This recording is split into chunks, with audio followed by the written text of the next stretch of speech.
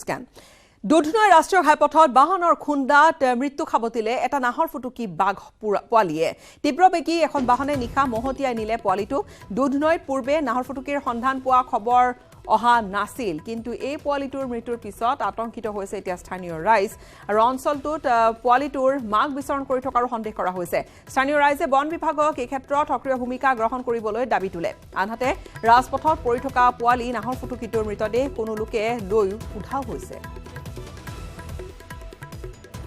আছে কিন্তু পলি থাকে আছে কিন্তু মাও হ'ব লাগে মা থাকে মানে লাইট মাৰাৰ পিছত এই আইছিলে মানে মায়ে হয় না কি হয় নাজানো মানে আৰু গুচি গ'ল লাইট মাৰি দিছিল আৰু এইটো গাড়ীৰ খুন্দাতে নিহত হৈছে নিশ্চয় গাড়ীয়ে খুন্দাইছে হ'ব সৰু গাড়ী ডাঙৰ গাড়ী কি হ'ব গাড়ীতে হ'ব গাড়ীয়ে খুন্দাইছে কাৰণ হাইৱে হয় এইটো নেশ্যনেল হাইৱে হয় দুধনৈ হয় ন ঠাই দুধনৈ এইখিনি কিবা কয় মাখিপাৰা বুলি মাখিপাৰা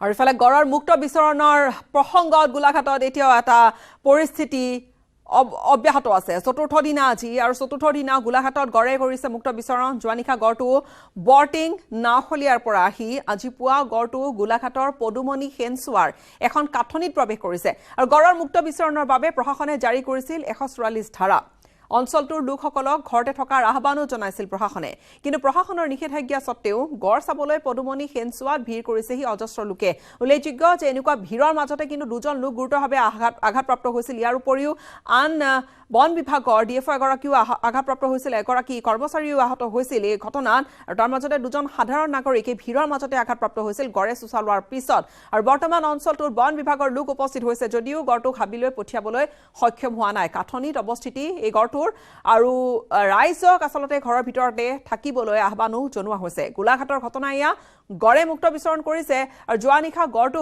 বৰ্টিং নাওখলিয়াৰ পৰা আহি আজি পুৱা গড়টো গোলাঘাটৰ পদুমণি সেনচুৱাৰ এক কাঠনিত প্ৰৱেশ কৰি তাতেই বৰ্তমান আছে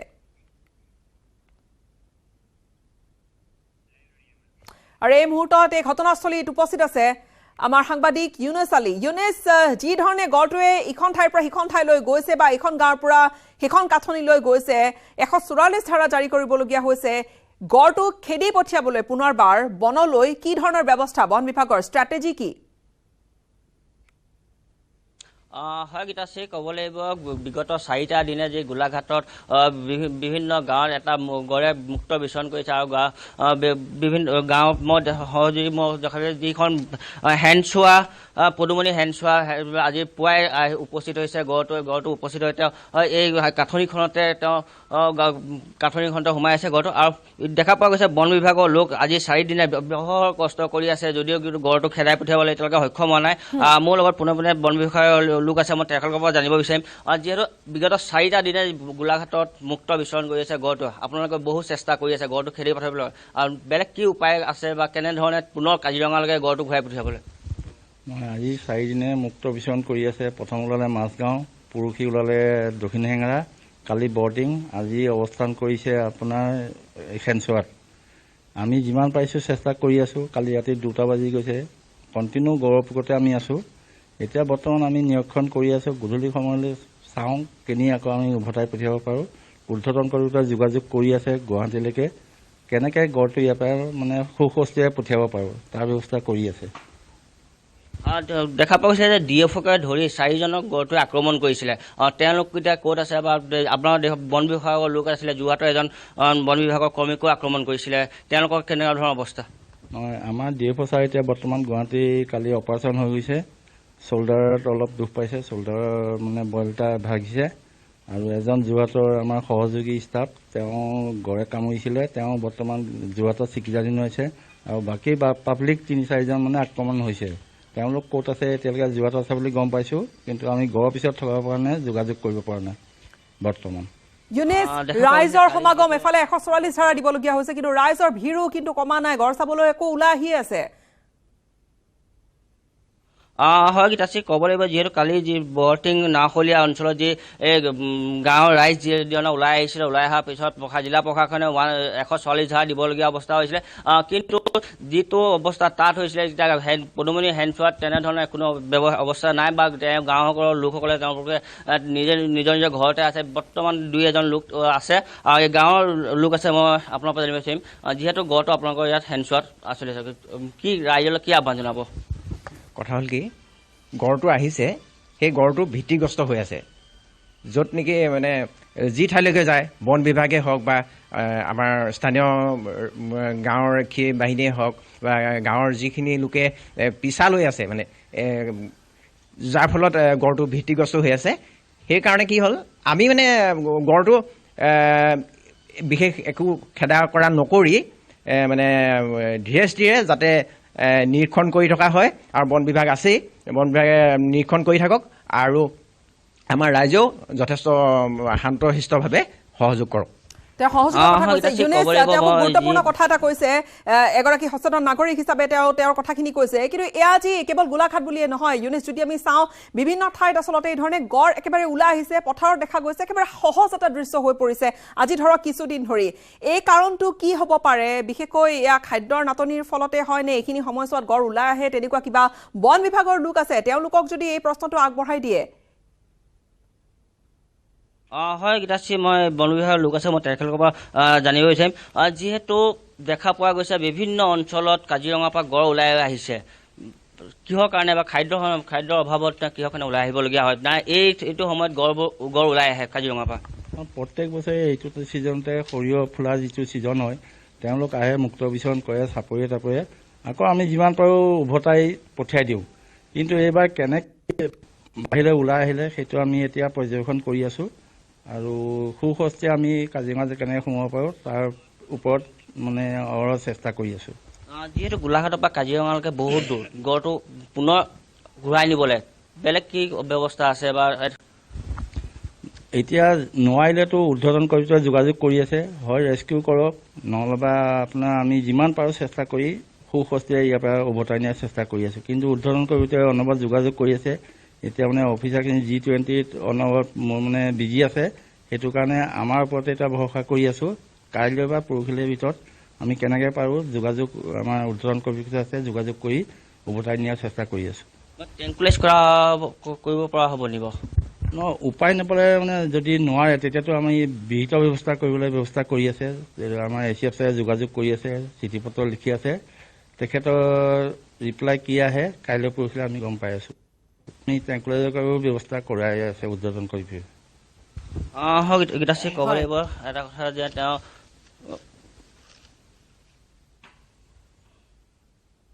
হয় ইউনেছ, নিশ্চয়কৈ তেখেতে কথাখিনি কৈছে। আৰু এই ধৰণে অবুজ গড় ওলাই আহিছে, যেনিয়ে তেনিয়ে সোমাইছে, কাঠনিৰ পৰা আৰম্ভ কৰি গাঁও, হাবি, মানুহৰ পিছফালে বাৰীত চাৰিওফালে গড় দেখা গৈছে। আৰু এই ধৰণৰ যি গড় ওলাই আহিছে কাজিৰঙাৰ পৰা কিছু দূৰত দিয়া গোলাঘাটত এই গড়ৰ অৱস্থিতি আপুনি কোৱাৰ ধৰণে নিশ্চয়কৈ খেদি পঠিওৱাৰ ক্ষেত্ৰত হয়তো বন বিভাগৰ লোকো পুনৰ সেই কাজিৰঙাৰ দিশে খেদি পঠিওৱাৰ ক্ষেত্ৰতো কিছু হয়তো ইয়াত প্ৰত্যাহ্বানৰ সন্মুখীন হ'ব, আৰু একেধৰণে হয়তো সহায় সহযোগিতা আগবঢ়াই যাব লাগিব স্থানীয় লোকসকলে। ইউনেছ, বিদায় ল'ম আপোনাৰ পৰা, ধন্যবাদ আমাক এইখিনি কথা আপুনি জনালে গোলাঘাটৰ পৰা।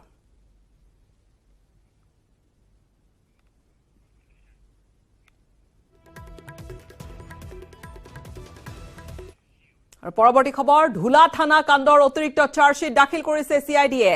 ডাক্তৰ অৰুণ চন্দ্ৰ ডেকা, ডাক্তৰ অজন্তা বৰদলৈ, ডাক্তৰ অনুপম শৰ্মা আৰু দণ্ডাধীশ আশীৰ্বাদ হাজৰিকাৰ বিৰুদ্ধে দাখিল কৰিছে চাৰ্জশ্বিট।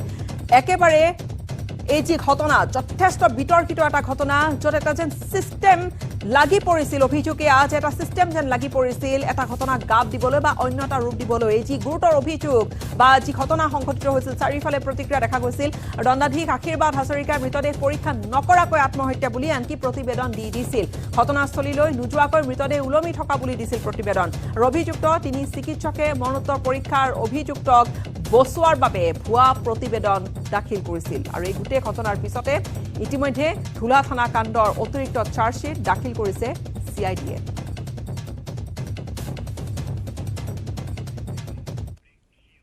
সময় আন এটা বাণিজ্যিক বিৰতিৰ।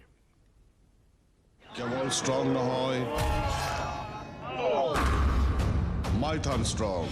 মাইথান ষ্টীল নিৰ্মাণৰ মানদণ্ড।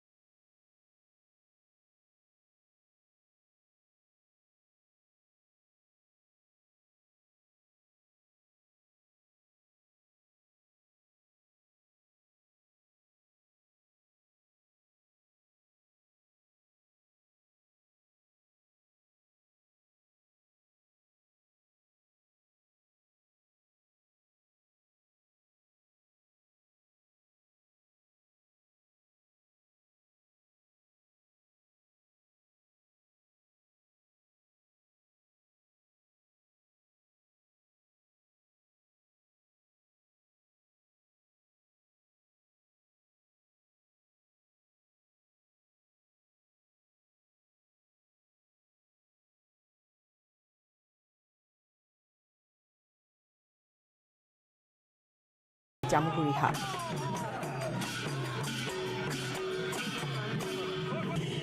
আৰু এই মুহূৰ্তত আমি পৰিৱেশ আপোনালোকক দেখুৱাম যি উদুলি মুদুলি এটা পৰিৱেশ লগতে যি আৰম্ভণি কাৰ্যসূচীৰ সংযুক্ত হৈছোঁ পোনপটীয়া সম্প্ৰচাৰত আমাৰ সাংবাদিক তুষাৰ হাজৰিকাৰ সৈতে। তুষাৰ, বিশাল কাৰ্যসূচী।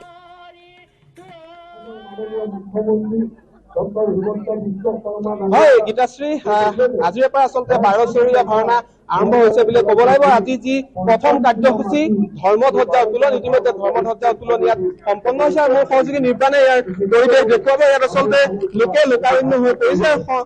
সম্পূৰ্ণ আধ্যাত্মিক যি পৰিৱেশ, সেই পৰিৱেশৰ জৰিয়তে যি ইয়াত ধৰ্মধ্বজা, সেই ধৰ্মধ্বজা ইয়াত আচলতে ইয়াত প্ৰতিষ্ঠা কৰা হৈছে আৰু জামুগুৰি হাটৰ প্ৰত্যেকখন গাঁৱৰ ৰাইজে আহি আচলতে এই ধৰ্মধ্বজা স্থাপন কাৰ্যসূচীত অংশগ্ৰহণ কৰিছে আৰু চতিয়া বিধায়ক পদ্ম হাজৰিকা ইয়াত উপস্থিত আছে। আৰু ক'ব লাগিব যে তাৰ পূৰ্বে ধৰ্মধ্বজা স্থাপনৰ পূৰ্বে কোচ গাঁৱৰ পৰা ধৰ্মধ্বজা লৈ অহা হৈছিলে শোভাযাত্ৰাৰ জৰিয়তে আৰু তাৰ পিছতে আমি এনেধৰণে এই যি পকামুৰা পথাৰ, য'ত 12চৰীয়া ভাওনা য'ত আচলতে অনুষ্ঠিত হ'ব, অহা 6 মাৰ্চৰ পৰা এই 12চৰীয়া ভাওনা অনুষ্ঠিত হ'ব। সেই পকামুৰা পথাৰত আচলতে ইতিমধ্যে ধৰ্মধ্বজা স্থাপন কৰা হৈছে আৰু সম্পূৰ্ণ মাংগলিক ৰীতি নীতিৰে ইয়াত ধৰ্মধ্বজা পালন কৰা হৈছে আৰু দবা শংখৰ লগতে আৰতি উৰুলিৰ জৰিয়তে আচলতে মুখৰিত হৈ পৰিছে এই পকামুৰা পথাৰ। আৰু ক'ব লাগিব যে 226 বছৰীয়া এক পৰম্পৰা আৰু এই পৰম্পৰা প্ৰতি 5 বছৰৰ মূৰে মূৰে এই 12চৰীয়া ভাওনা অনুষ্ঠিত হয় আৰু এই বেলি আচলতে অতি উলহ মালহেৰে জামুগুৰিয়া ৰাইজে আচলতে ইয়াত এই যি 12চৰীয়া ভাওনা ইয়াত অনুষ্ঠিত কৰিছে। এই মুহূৰ্তত আমাৰ লগত ধৰ্মধ্বজা উত্তোলন কৰা বিশিষ্ট যিগৰাকী ব্যক্তি, তেখেত আমাৰ লগত উপস্থিত আছে। মই আপোনাৰ কাষলৈ আহিছো। ধৰ্মধ্বজা উত্তোলন কৰিলে আপুনি?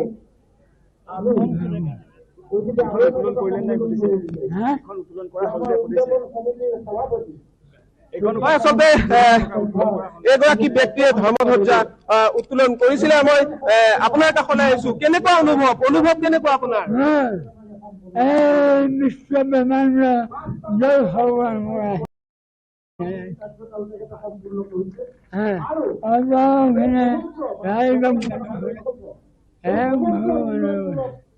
হয়, নিশ্চিতভাৱে আচলতে এগৰাকী ব্যক্তি আজি জামুগুৰি হাটৰ এগৰাকী বয়সীয়াল ব্যক্তি আৰু এগৰাকী ব্যক্তিৰ ৰূপে আজি ধৰ্মধ্বজা আচলতে ইয়াত উত্তোলন কৰা হৈছে আৰু আমি দৃশ্যসমূহ ইয়াত দেখুৱাই আছো। আচলতে এনেধৰণে ইয়াত ধৰ্মধ্বজা উত্তোলন কৰি থকা হৈছে। ইয়াত শোণিতপুৰৰ উপায়ুক্ত আছে, চতিয়াৰ বিধায়ক আছে, তাৰ লগতে অঞ্চলটোৰ গণ্যমান্য ব্যক্তিসকলে আহি ইয়াত আচলতে ইয়াতে অংশগ্ৰহণ কৰিছে। ইয়াত দৃশ্য আমি দেখুৱাই আছো।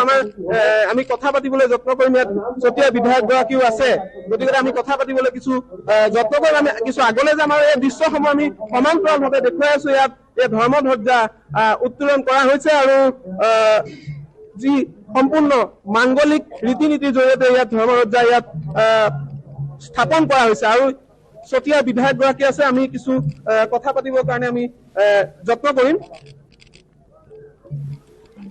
দাদা, ইতিমধ্যে ধৰ্মধ্বজা উত্তোলন হল আৰু 12চৰীয়া ভাওনা শুভাৰম্ভণি হল বুলি ক'ব পাৰি, কি ক'ব এই মুহূৰ্তত? আজি 12চৰীয়া পকামুৰা পথাৰ বৈকুণ্ঠপুৰীত পৰিণত হৈছে।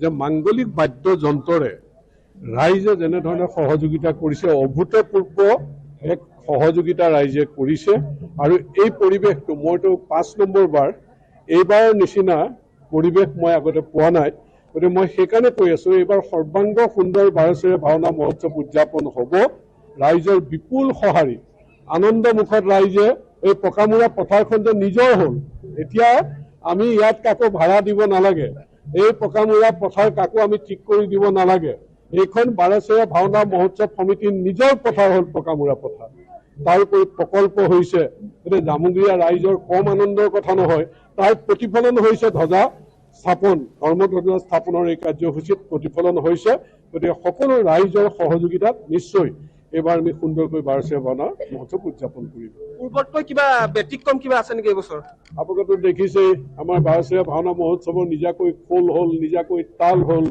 আৰু নৱপ্ৰজন্মক আমি প্ৰশিক্ষণ দিয়া হৈছে গায়ন বায়নৰ খোল তালৰ প্ৰশিক্ষণ দিয়া হৈছে গতিকে সংযোজন হৈ আছে যেনেকৈ গজেন বৰুৱা ডাঙৰীয়ে পাহাৰ ভৈৰৱৰ সমন্বয় সাংস্কৃতিক সন্ধ্যা উদযাপন কৰিছিল ইয়াত সেইটো আমি কণ্টিনিউ কৰি আছো যোৱা 18 চনত আমি যেনেকৈ আই মাতৃসকলৰ সেই নামৰ সংযোজন কৰিলো সেইটো হৈ আছে আৰু এইবাৰ আমি এই যে নতুন প্ৰজন্মক আমি খোল তালৰে গায়ন বায়নত জড়িত কৰি যিটো এক পদক্ষেপ লৈছো এইটো এটা সংযোজন হৈছে ধন্যবাদ জনাইছো আছিলে চতিয়া বিধায়ক আমাৰ লগত শোণিতপুৰৰ উপায়ুক্ত দেৱকুমাৰ মিশ্ৰ ডাঙৰীয়া আছে ব্যতিক্ৰম ৰূপত এই যি 12 ভাওনা প্ৰতি 5 বছৰৰ মূৰে অনুষ্ঠিত হয় অসমৰ আচলতে এক গৌৰৱ বুলি ক'ব পাৰি কি জনাব অসমৰ গৌৰৱ জামুগুৰিক আমি সৰুৰ পৰা জানো 12 ভাওনা আমি যেতিয়া সৰুতে কিতাপত পঢ়িছিলো জামুগুৰিৰ লগত 12 ভাওনা লিখা থাকে তেতিয়া আমি জানিছিলো আৰু ছাত্ৰাৱস্থাত আমি চাবলৈ আহিছিলো ক্ৰমান্বয়ে ইয়াৰ ক্ৰমবিকাশ ঘটিছে প্ৰত্যেক বছৰৰ মানে 5 বছৰৰ মূৰে মূৰে যিটো ভাওনা মহোৎসৱ হয়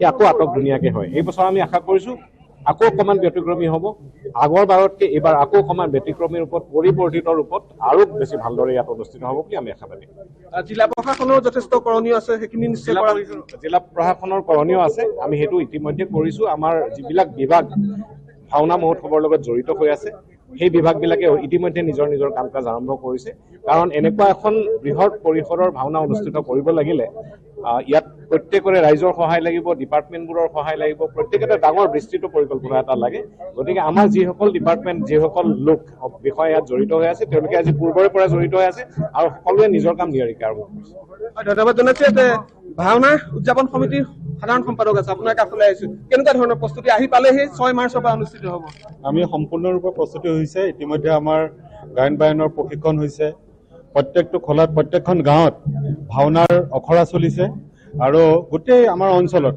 কৃষ্ণ ভকতিৰ যি ৰস সেই অমিয়া ৰস বৈ আছে আৰু এতিয়া সকলো জাতি ধৰ্ম ভাষা নিৰ্বিশেষে সকলোক লৈ পেলাই গুৰুজনাৰ যি চিন্তা চৰ্চা যে একেখন চন্দ্ৰতাপৰ তলত বহি ইয়াত কৃষ্ণ ভকতিৰ কথা চিন্তা কৰা হ'ব হয় নিশ্চিতভাৱে ধন্যবাদ জনাইছো আৰু আমি সমান্তৰালভাৱে আমি দৃশ্য দেখুৱাবলৈ ইয়াত যত্ন কৰিম ইতিমধ্যে ধৰ্মধ্বজা স্থাপন কৰা হৈছে আৰু ইয়াৰ সমান্তৰালভাৱে পোৱা গৈছে যে আৰু খুব মুদলি এটা পৰিৱেশ আৰু খুব গুৰুত্বপূৰ্ণ কথাটো এয়া যে যি ঐতিহ্য সেই ঐতিহ্য 226 বছৰীয়া ঐতিহ্য আৰু এই ঐতিহ্য ধৰি ৰাখিবলৈ বিশেষকৈ নৱপ্ৰজন্মক আগুৱাই দিবলৈ এইবাৰ খুব বেলেগ ধৰণে বা বিশেষ ধৰণে এটা পদক্ষেপ লোৱা হৈছে যি অত্যন্ত আচলতে প্ৰশংসনীয় এটা পদক্ষেপ নৱপ্ৰজন্মক সংযোগ কৰা বিষয়টো ইয়াত আছে ধন্যবাদ তুষাৰ আমাক এইখিনি আপুনি দৃশ্য দেখুৱালে আৰু বাকীখিনি কথা আমি আপোনাৰ জৰিয়তে জানিলো 6 তাৰিখৰ পৰা অহা 6 মাৰ্চৰ পৰা 12 চহৰীয়া ভাওনা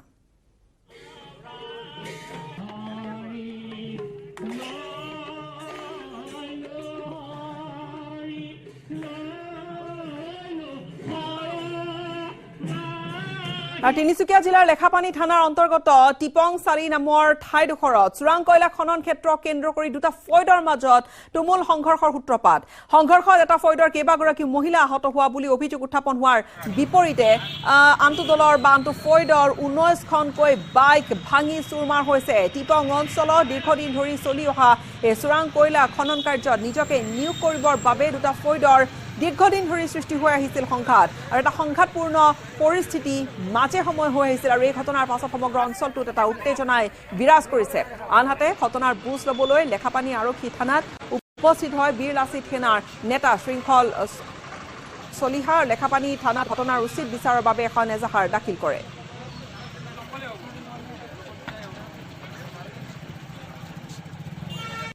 তাত মানে তিনিগৰাকী মাইকী মানুহ পুৰা মানে গুণ্ডাগিৰি মানে তেওঁলোকে মানে পুৰা মানে এওঁলোকৰ ওপৰত উপদ্ৰৱ চলাইছে, শিলগুটি মাৰিছে, শিলগুটি মাৰি মানে গোটেই মানে ৰাতি হেঁতিকেইজনী আৰু মাইকী মানুহৰ ৰাতি তাত কি কাম? পুলিচবিলাকে যে তেওঁলোকক হেৰি দিছে, সুৰক্ষা দিছে, প্ৰটেকশ্যন দিছে, আমিবিলাকে কি কৰিম? আমাৰ হাজিৰা কৰি খোৱা ল'ৰাবিলাকে কি কৰিব? আজি কাম পাবও লাগিব আৰু আমাৰ আৰু অসমীয়া মুৰ্দাবাদ কৈছে, অসমত থাকি অসমীয়া মুৰ্দাবাদ ক'বলৈ তেওঁলোকক ক'ত ইমান সাহস পালে? গোৰ্খা জিন্দাবাদ বুলি কৈছে, আজি অসমত তেনেহ'লে অসমীয়া থাকিবলৈ কি অসমীয়া মুৰ্দাবাদ, অসমীয়া কি ইয়াত নাথাকিব নেকি? অসমীয়া কি বিহাৰ ক'ৰবাত বাহিৰত যাব নেকি? তাখনে সেই মানুহ তিনিগৰাকীৰ লগতে মানে কিবা আছে যদিও আমি নাজানো, মুঠতে এওঁলোকক পুৰা পিটিছে, ইমানে পিটিছে মানে হস্পিটেলৰ পৰা উঠি আহিব পৰা নাই ল'ৰাখিনি, পুৰা মানে মানুহ ইমান ল'ৰা পিটিছে কৈছে 1 ঘণ্টালৈকে পুৰা মাৰি আছে কৈছে। ইয়াৰ খিলঞ্জীয়া ল'ৰা কিছুমানে কয়লাৰ কাম কৰিবলৈ এটা অঞ্চললৈ গৈছিলে। সেই অঞ্চলটোলৈ যাওঁতে তাত কিছুমান দুৰ্বৃত্তই আমাৰ খিলঞ্জীয়া ল'ৰাসকলক, অসমীয়া ল'ৰাসকলক মাৰপিট কৰি তাৰ পৰা খেদি পঠিয়ায় আৰু লগতে 19খনকৈ বাইক ভাঙি গুৰি কৰি দিয়ে। এটা প্ৰশ্ন হৈছে হিমন্ত বিশ্ব শৰ্মাৰ শাসনকালত খিলঞ্জীয়া এইটো অৱস্থা ক'ৰ পৰা হৈছে? আৰু অসমৰ মাটিত খিলঞ্জীয়া মানুহে কাম কৰিব, এইটো স্পষ্ট কথা। ইয়াত যুগৰ পৰা কয়লাৰ কাম হৈ আছে, ইয়াত খিলঞ্জীয়া মানুহে কাম কৰিব। ইয়াত কোনোবা বহিৰাগত মানুহে, কোনোবা বিহাৰৰ পৰা আহি ইয়াত কোনোবাই দপদপাব, কোনোবা বহিৰাগত শ্ৰেণীয়ে ইয়াত দপদপাব, সেইটো সহ্য কৰা নহ'ব। পাকিস্তানৰ প্ৰাক্তন ৰাষ্ট্ৰপতি পাৰভেজ মুশ্বাৰফৰ দেহাৱসান। ব্ৰেকিং নিউজ এই মুহূৰ্তত। ডুবাইৰ এখন চিকিৎসালয়ৰ মৃত্যুক আঁকোৱালি ল'লে মুশ্বাৰফে আৰু 79 বছৰ বয়সত শেষ নিশ্বাস ত্যাগ কৰিছে পাৰভেজ মুশ্বাৰফে। এই মুহূৰ্তৰ এটা ব্ৰেকিং নিউজ আহিছে, পাকিস্তানৰ প্ৰাক্তন ৰাষ্ট্ৰপতি পাৰভেজ মুশ্বাৰফৰ দেহাৱসান।